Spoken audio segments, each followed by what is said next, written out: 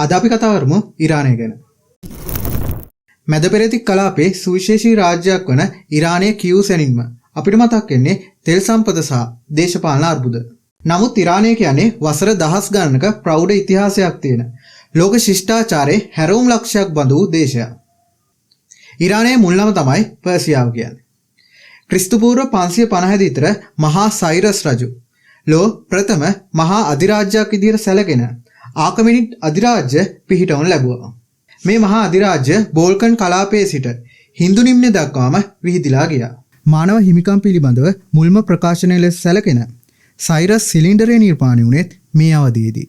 ඉන්පසුව එළඹෙන කාලය තුල සිද්ධ වෙච්ච මහා ඇලෙක්සැන්ඩර් අධිරාජ්‍යයාගේ ආක්‍රමණත් ඉන්පසුව පැමිණි විවිධ පාලන තන්ත්‍රවල ප්‍රතිඵලයක් විදිහට ඉරානය සාහිත්‍ය, කලා ශිල්ප සහ ගෘහ නිර්මාණ අතරින් ලෝකයේ ඉදිරියෙන්ම සිටින රාජ්‍යයක් බවට පත් වුණා. ක්‍රිස්තු වර්ෂ 7 වන සියවසේදී ඉරානයට ඉස්ලාම් දහම හඳුන්වා දීමත් සමග එරට සංස්කෘතිය විශාල වශයෙන් වෙනස් වීමකට ලක් වුණා. මේ ආකාරයට ඉස්ලාම් දහම ඉරානයට හඳුන්වලා දුන්නා. ඉරාන ජාතිකයන් තමන්ගේ පර්සියානු අනන්‍යතාවය සහ භාෂාව නම් අමතක කරේ නැහැ.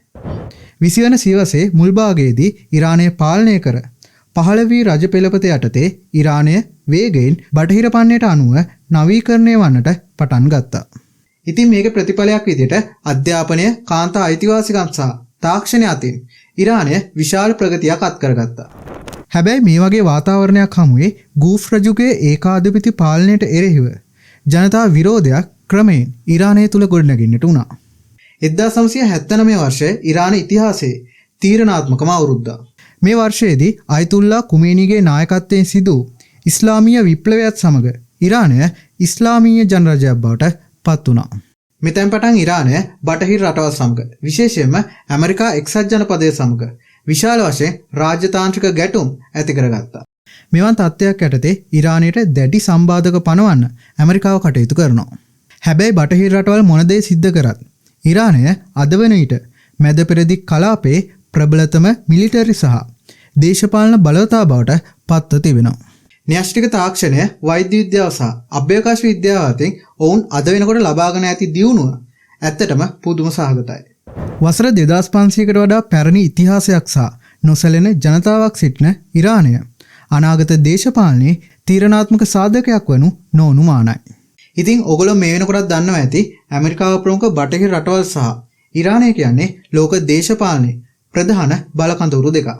ඉතින් මේ දෙපාර්ශ්වයන් අතර ඇති වෙන දේශපාලන සහ යුද්ධමය ගැටුම් මැද පෙරදිග කලාපයට සහ සමස්ත ගෝලීය රටවල් වල අනාගතයට මොන විදිහට බලපායි?